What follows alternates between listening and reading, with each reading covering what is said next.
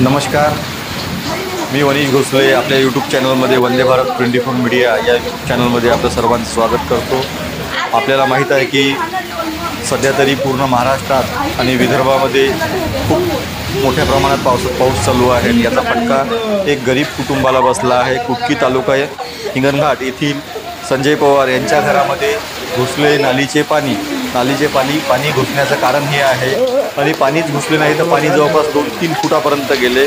त्याचं कारण हे की नुकताच त्यांच्या घराच्या समोर झाला आहे सिमेंट रोड, आणि सिमेंट रोड त्या कॉन्ट्रॅक्टरनी आणि संबंधित इंजिनियरने असा सिमेंट रोड डिझाईन केला आहे की त्या सिमेंट रोडची नालीची हाईटच त्यांच्या घरापेक्षा 5 फुटाच्या वरती आहे। त्यामुळे पूर्ण जो येणारा पाण्याचा फ्लो आहे तो रस्त्याने आणि नालीमध्ये न जाता सदरच्या नागरिकांच्या गरीब नागरिकांच्या वस्तीमध्ये आणि घरामध्ये घुसला, आणि हे प्रशासनाच्या चुकीमुळे झाला आहे असे आरोप नागरिकांनी केले। नमस्कार।